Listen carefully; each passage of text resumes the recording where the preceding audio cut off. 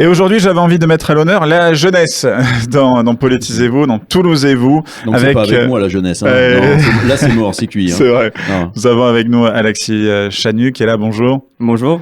Responsable des jeunes républicains en Haute-Garonne. La 10e circonscription. 10e circonscription. Sois précis un peu, Alexis. Oui, c'est vrai. Manque de précision. Voilà. Mais donc là, pour que je me plante, il y a Alexis.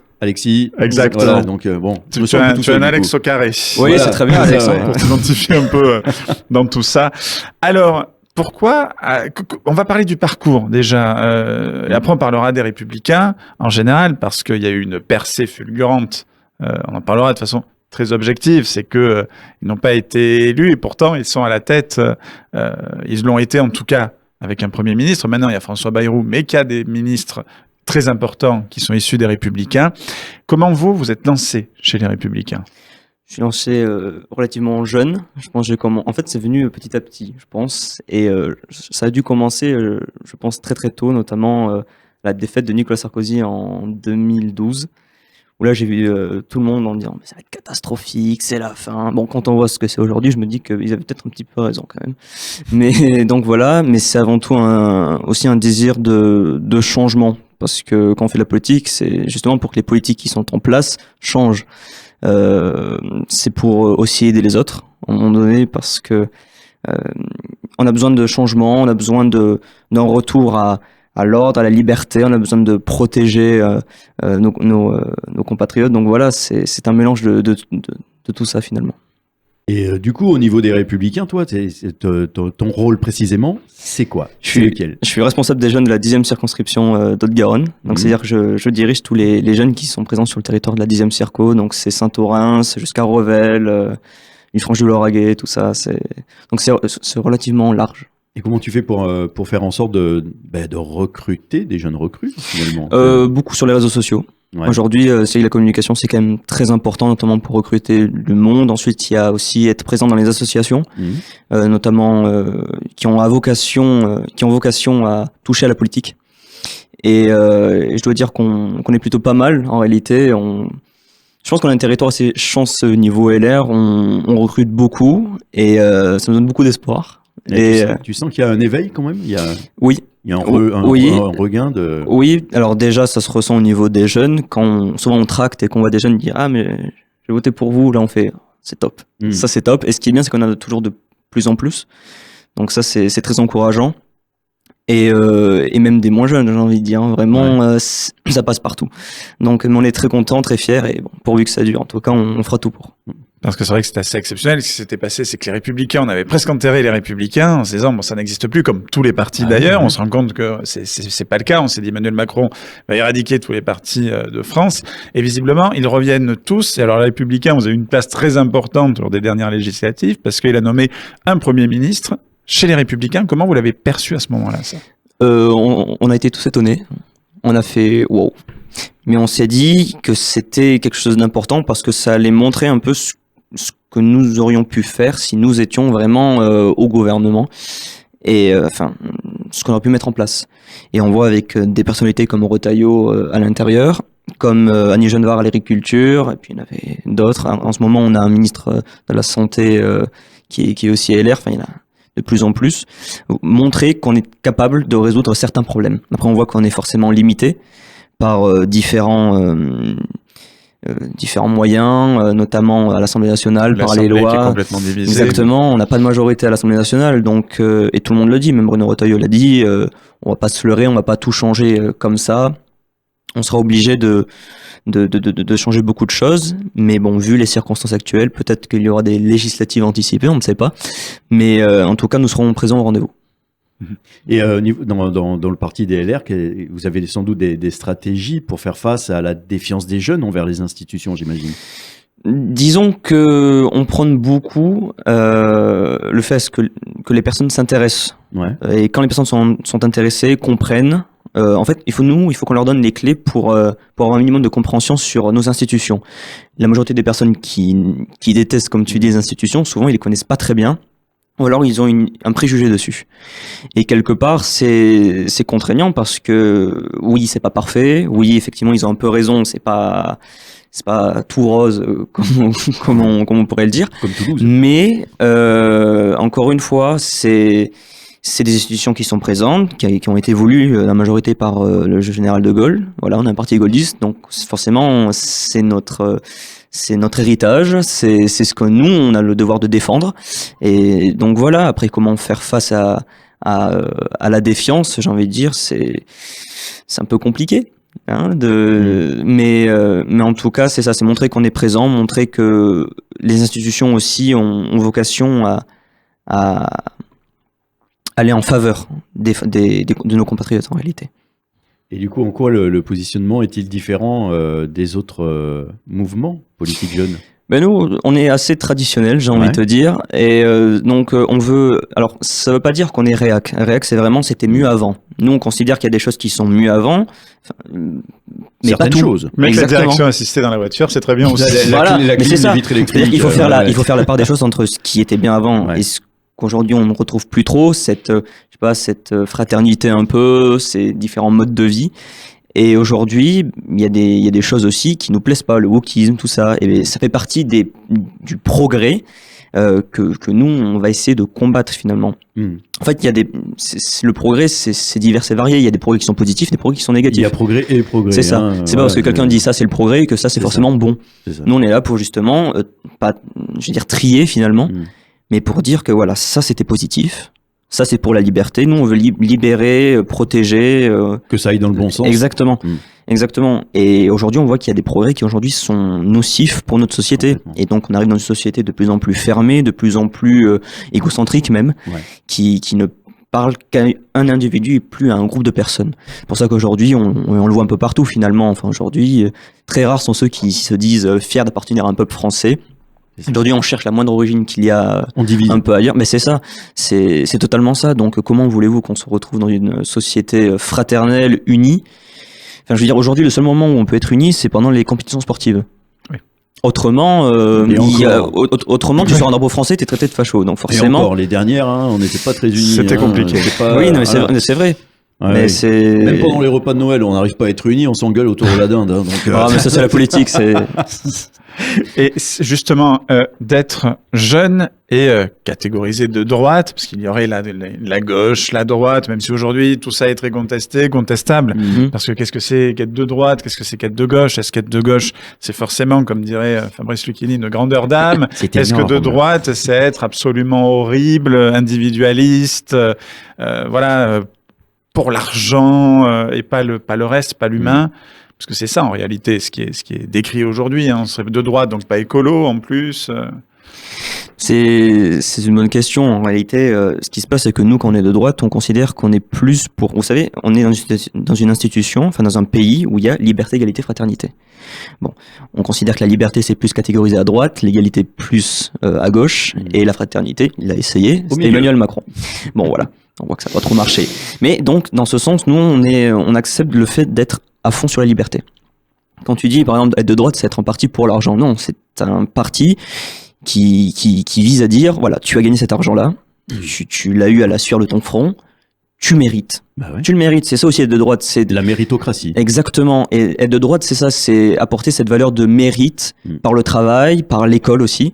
Et donc, finalement, c'est vital pour nous, en fait, qu'il y ait des personnes qui puissent profiter, qui puissent bénéficier entre guillemets de ce qu'ils ont gagné. Pour moi, c'est juste du bon sens en réalité. Quand il y a des gens qui te disent il faut taxer parce qu'ils gagnent plus, oui, mais ils sont pas restés là en faisant rien. C'est des gens qui ont pris des risques. C'est la rançon. Enfin. Et qui créent des emplois, de la richesse, aussi une espèce de grandeur à travers le monde. Hein. Je veux dire, Bernard Arnault est souvent décrié par la gauche et l'extrême gauche, alors que quand même, excusez-moi, il emploie des millions de gens. Et en plus, ses employés sont très contents de travailler pour lui. Bah oui, parce qu'ils ont même il a pas beaucoup de grèves. Des intéressements sur Benef et tout. Mais tout bien sûr. Enfin, il y a bien sûr ce qu'il faut. Donc voilà, c'est ça. Après, je vais pas philosopher sur ce qu'est de droite, mais grosso modo, c'est ça, c'est laisser les gens vivre, en fait. Vivre, et on voit qu'aujourd'hui on est le pays qui est le plus taxé en Europe, j'ai envie de dire limite au monde, quoi. Et on voit que ça marche pas. Donc on voit qu'il y a quelque chose qui ne marche pas et qu'on doit changer. Mais ça c'est vrai, on s'est rendu compte après une étude que les pays effectivement les moins taxés sont ceux là où les gens s'en sortent le mieux. Donc il y a quand même une erreur 404 là, il y a un truc. Mais c'est ça. Après, on est dans un pays où quand même, faut faire la part des choses. Moi, je dirais. Je dirais que quand même, il y a des prestations qui sont quand même importantes. Je vois, par exemple, si demain vous perdez, je sais pas, votre travail, c'est important d'avoir quand même un Le minimum. chômage. Mais à durée, j'ai envie de dire, un peu déterminée. Faut pas non plus que les gens soient dépendants de ça.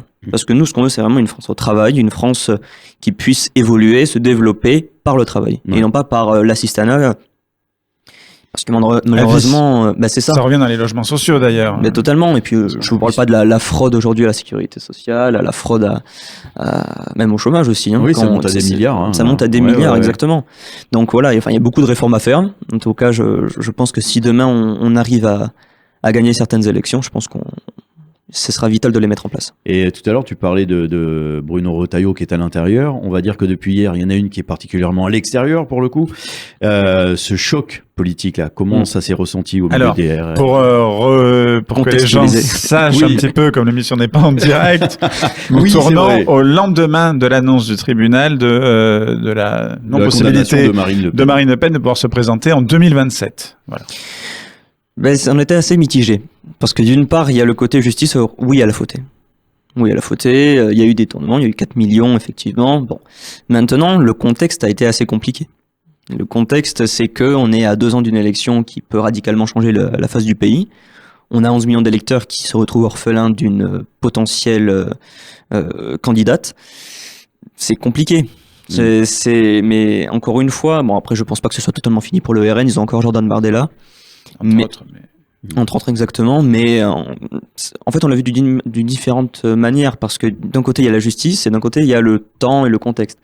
Après c'est compliqué parce que je sais que nous les Républicains on avait voté contre la loi Sapin 2 parce qu'on considérait que vraiment ça pouvait justement amener à ces cas-là qui pouvaient être tendus et qui pouvaient être facteur de friction en fait dans notre pays. Qui décide et pour le coup, c'est le cas de le dire, ça sent le sapin. Pour le coup, non, mais alors c'est ça, mais c'est donc les Républicains ont voté contre et le RN avait voté pour avec inéligibilité à vie. Donc je me dis quelque part, bon.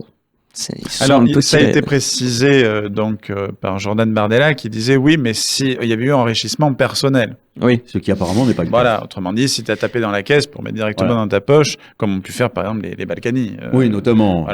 Et ce qui vient de se passer, est-ce que ça n'ouvre pas un boulevard à Bruno Retailleau?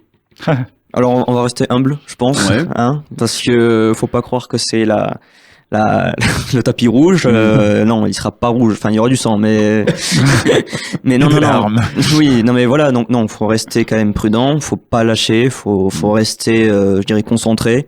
Faut pas considérer que c'est acquis. C'est faux, même à l'élection interne. Parce que Laurent Wauquiez, lui, dit que c'est acquis, que c'est Laurent Wauquiez qui va devenir président des Républicains. Roi des mythos. Il le dit un mois avant. On verra. Moi, je sais, j'ai des chiffres qui peuvent dire totalement le contraire, mais encore une fois, on va pas diviser encore plus que l'on est. Donc, on verra qui sera le vainqueur. Dans tous les cas, moi, je resterai chez les Républicains. Mais voilà, parce que je pense que quand on perd une bataille, on fuit pas.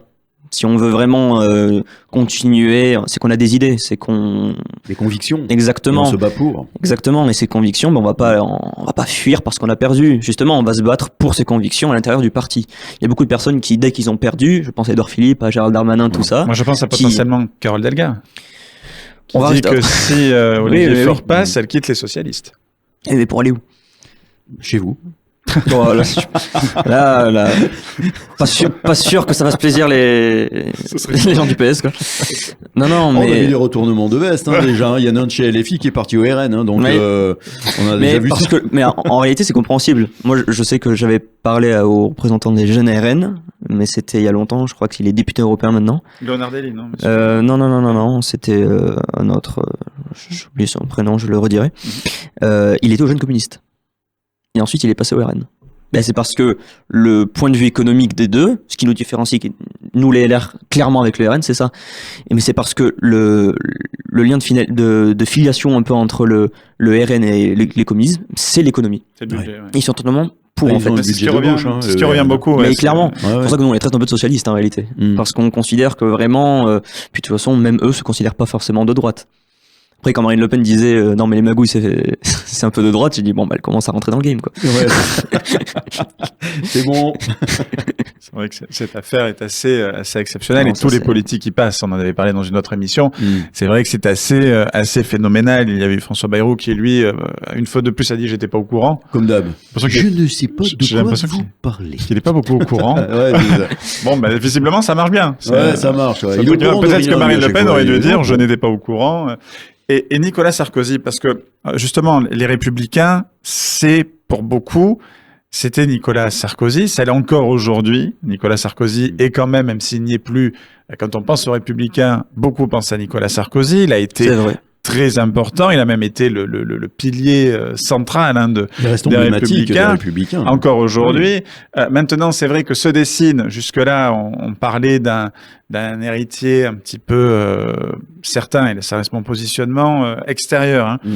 Il voit Laurent Wauquiez, moi j'ai tendance à dire, j'y vois plus un Bruno Retailleau, qui est plus dans une lignée, voilà, il fait les choses, il a envie de les faire. Durcir Laurent les Wauquiez choses aussi, et- mais en tout cas, il est plus apprécié de la droite que Laurent Wauquiez, qui est même très apprécié, mais beaucoup moins qu'un Bruno Retailleau. Ça, c'est un avis très personnel.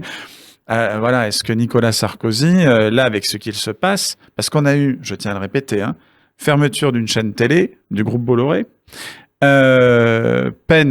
demande de peine énorme sur Nicolas Sarkozy, au point de même lui retirer les droits sur sa fille. Ah, je crois que c'est 7 ans et 400 000 euros Qui d'amende. est hallucinant. Ouais, c'était énorme. Je crois ouais. que même que ça, il s'en fout. Moi, c'est plus les droits qu'il Sur a sa fille. sur sa bah, fille. bien C'est sûr. quand même assez Non, mais c'est scandaleux. lunaire comme Bien sûr. et Surtout ça, qu'il n'y a qu'on soit de aucune gauche, raison. de droite, il n'y a aucune raison. Surtout qu'il n'y a aucune preuve non plus. Donc, C'est ça. Et voilà.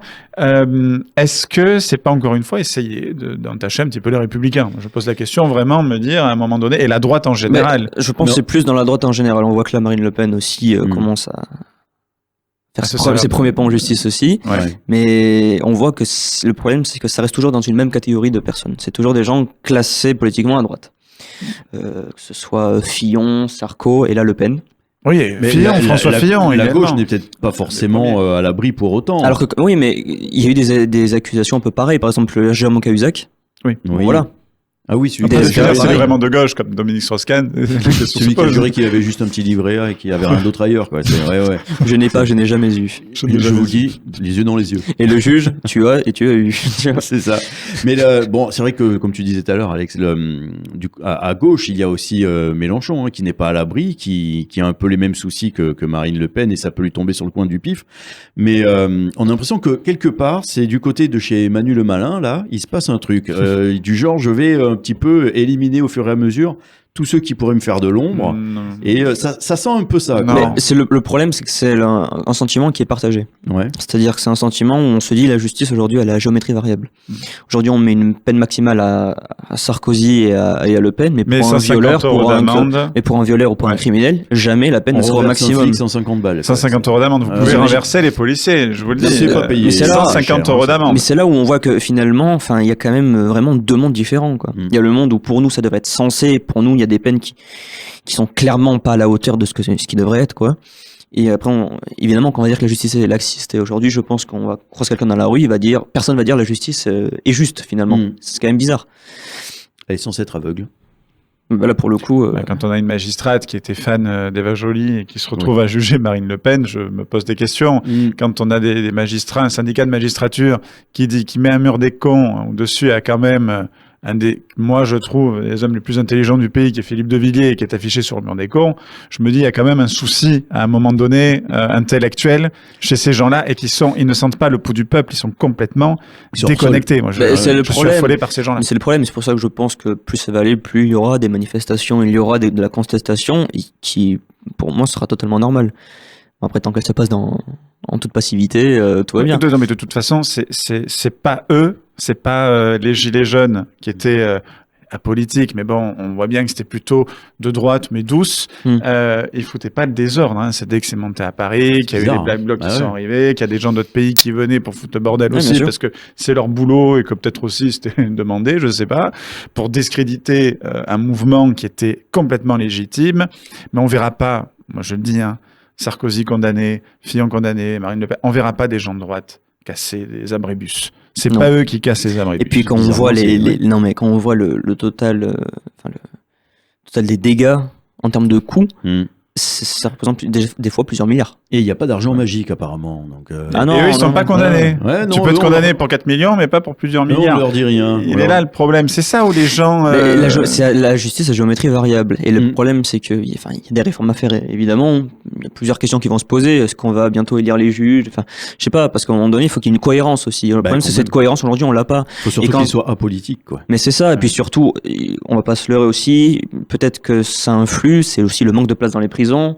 Nous, ce qu'on propose aux Républicains, c'est d'avoir à terme 20 000 places de prison en plus, mais il faudra mettre un budget. Ça va se jouer à plusieurs milliards d'euros aussi, mais on considère que c'est vraiment une priorité, que c'est nécessaire pour qu'on ait une justice efficace. Il faut virer ceux qu'on n'a rien à foutre en prison en France, dans leur pays.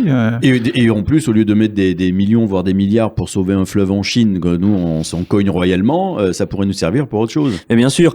Et comme le disait Pasqua, enfin, je pense que c'est encore le cas, mais la France, c'est très présente au niveau des investissements extérieurs. Ouais. Et le problème, c'est que, alors oui, c'est très bien, on est un beau rang, alors cocorico, mais qu'est-ce que les Français pensent? Finalement, ils vont penser que l'argent qu'ils cotisent, qu'ils ont gagné, finalement, va ailleurs. Et donc ça ne leur sert pas. Ils voient pas. Mais c'est ça, et donc on se dit, enfin, on va se dire finalement, on travaille pour rien. On travaille finalement pour financer des trucs, même, comme tu l'as dit, le fleuve en Chine. Mais franchement... mais oui, non mais... si on avait les moyens, quand j'entends des retraités qui ont travaillé toute leur vie, qui gagnent leur vie de façon normale, même à la retraite, et qui me disent, on s'est pas chauffé cet hiver, on s'est pas chauffé parce que on ne peut pas se le permettre.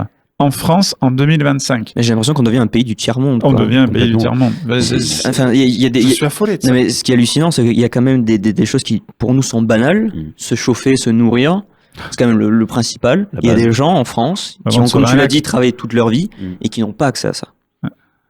C'est quand même un gros problème. Et pourtant, il y a des gens qui touchent des milliers d'euros en fraudant, par exemple. Tu vois, il y a quand même, enfin, il y a des millions. Il faut revoir les priorités, je pense. Mais bien sûr. Vraiment. Et sur Toulouse, alors les jeunes républicains, il y a des événements marquants à venir, à ne pas rater. Il y a des choses qui se préparent. Oui, alors tombola. Non.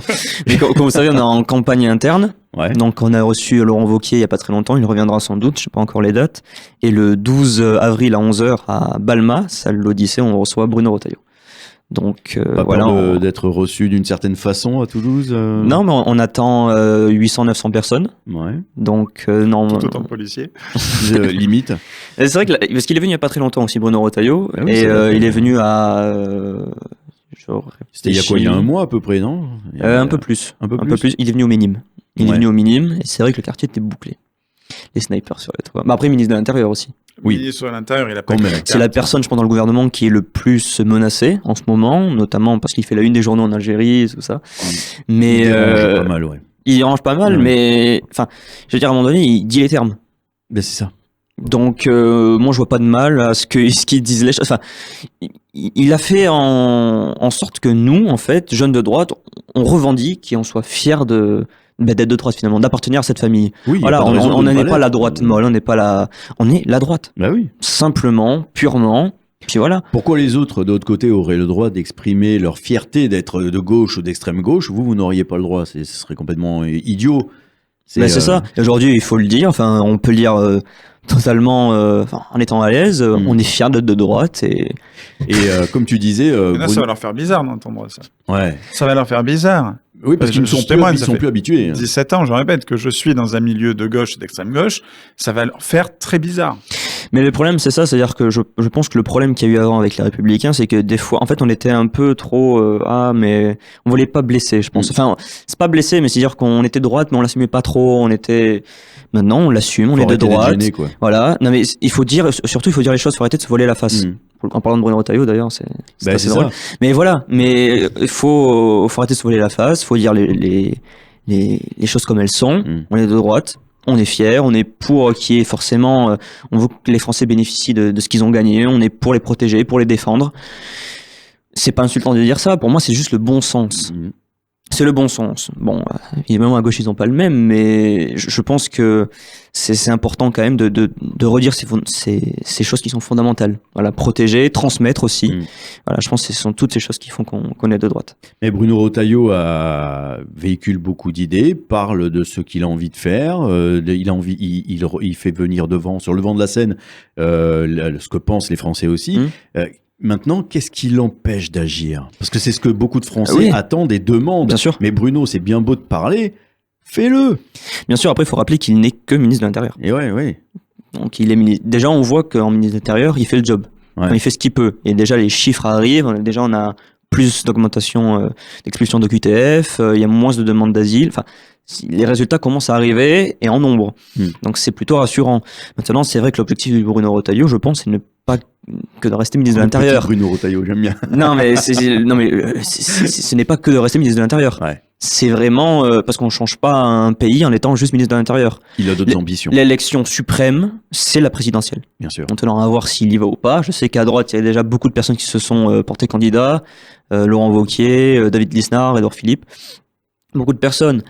Personnellement, je suis contre une primaire de la droite. Je considère que c'est vraiment... j'ai l'impression qu'on n'apprend pas nos erreurs, en fait. On voit qu'une primaire, ça divise.